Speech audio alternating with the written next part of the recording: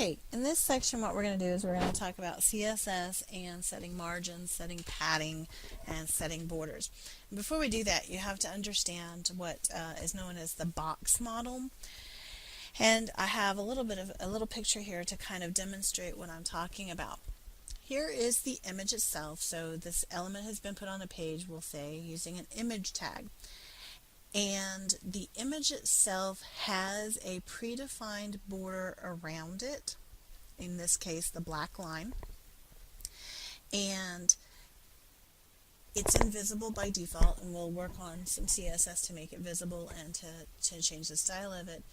But it is a box model that designates space inside the border and outside the border.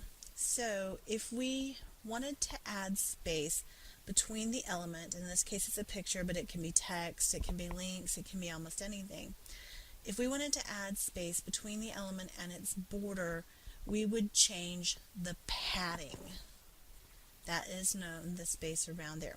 If we wanted to change the space between the border and other elements on the page, we would set the margin. So if we wanted more space between our images and some text below and above, which we're going to look at in a minute, then we could do that setting the margin. We can also use the margin on the body tag to actually set margins on the page, and that's a very common thing to do if you want text to not line up directly on the left hand side of the page. So what we're going to do is we're going to use this concept of the box model to change the border on our picture, but also to increase the amount of padding and margin if we want to do that. So I'm going to go over to a page I've made. Pretty straightforward. We have welcome to my page and lots of text here. So we have a paragraph of text, we have the Yosemite National Park picture, and then we have another paragraph of text. So just to show you what that looks like real quick, let me go back to the browser. Here's our heading, here's our text, our picture, and our text. So what we're going to do first is we're going to go ahead and make that border visible. The reason we're going to do that is because it makes it a little bit easier to see the effects of changing the padding and the margin on that. So we're going to work on the border, and there are quite a few styles that you can change on the border. You can change the width, the color, and the style.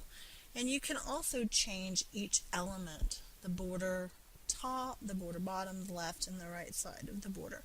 So I'm going to show you a couple of those, and then we'll settle down on a regular border and we'll move on to margin and padding.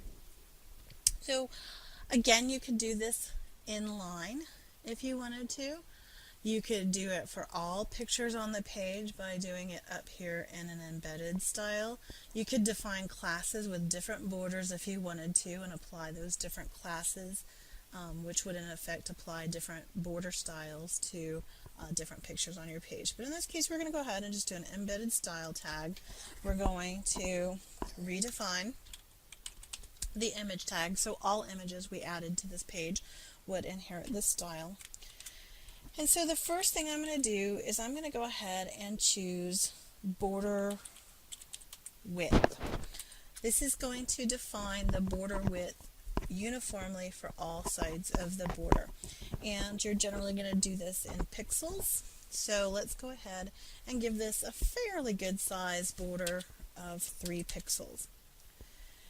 Now, it's still invisible, so we have to do a couple of other things too. I'm going to go ahead and put a semicolon in, and we're going to redefine the border color. And we'll go ahead, in this case, because we have a nice nature picture, let's go ahead and make it green. Alright, the last thing we're going to define is what style of border we want.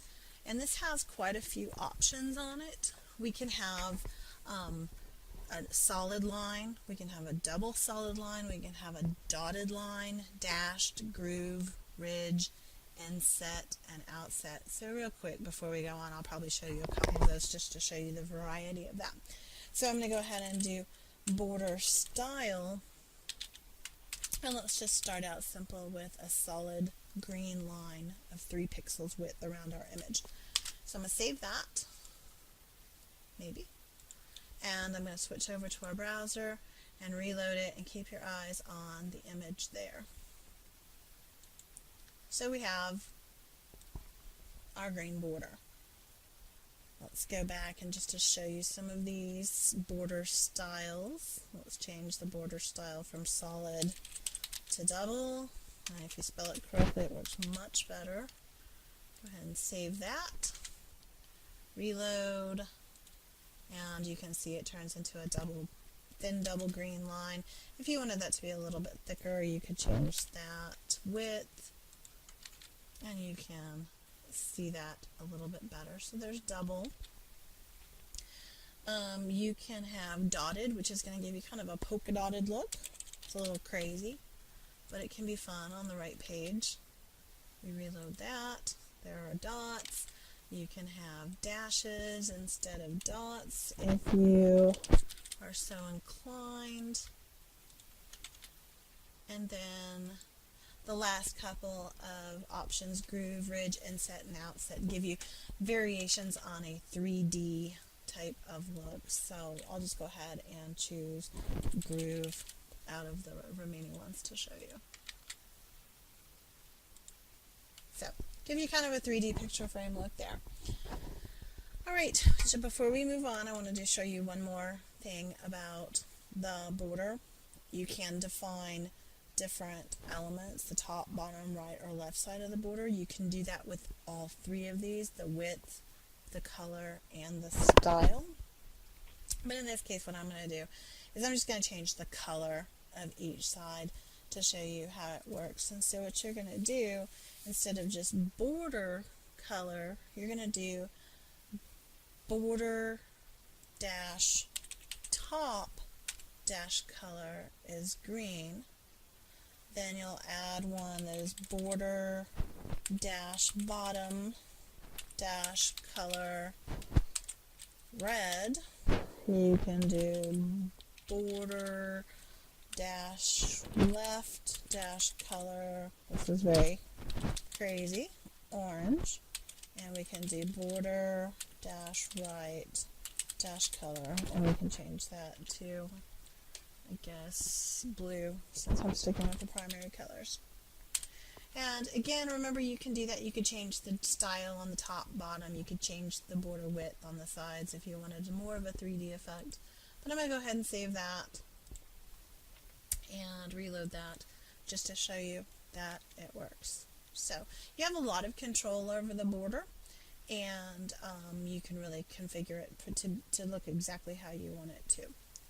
Alright, so that's our border. Now that our border is showing, what I'm going to do is I'm going to demonstrate to you the difference between padding and the margin. And to do this, we're going to use very large white spaces just to make you see the difference of them. But on this image, I'm going to add a padding. We're going to measure it in pixels also. And if I just use padding instead of padding dash top or padding dash bottom, then it will be applied uniformly. So what I'm going to do is I'm going to apply a padding of 20 pixels. And remember, padding is the space between the border and the image itself. So in this instance, what we would expect when we go look at our page is that there will now be 20 pixels of white space between this colorful border and the picture of Yosemite. So I'm going to reload that, and that shows us our border. I'm sorry, our padding in relationship to our border. Okay, so the other thing I'm going to show you that's similar and many times confused is the margin. So going back to our page, I'm going to also add a margin. And what margin does, and again, you have your margin top, bottom, left and right options, but I'm going to go ahead and apply it uniformly here. What our margin allows us to do is increase the white space around the border. So what in effect what it's going to do on the page we're working on is it's going to put more white space between our image and the two paragraphs that surround it. So I'm going to go ahead and make this a crazy big number. I'm going to make a margin of 50 pixels, and I'm going to save it. and go back to our page, and again we should expect to see more space between this last line of text and the green border here. Now it's also going to move it off the side of the page a little bit because it's going to do it uniformly and add 50 pixels there as well. So watch when we reload that is exactly what happens. So there's 50 pixels here, 50 pixels here, and 50 pixels here. Alright, so that's the difference between margins and padding. Before we end this very short lesson, I'm going to show you one more thing that you might want to do to give yourself a little bit, your page a little bit more professional look. Before I do that, let me go back to page. Notice the default of your paragraph here and all the elements on the page, if we didn't already have that margin set, would be to line up right against this left border of the browser window. That's the body's margin. What we can do in our page is we can actually redefine the body tag, and we can add a margin, whoops, and again, spelling it correctly is important. We can add a margin of 20 pixels and take everything on the page 20 pixels off that left-hand side. So let's go ahead and save that, go back, reload, and see that effect.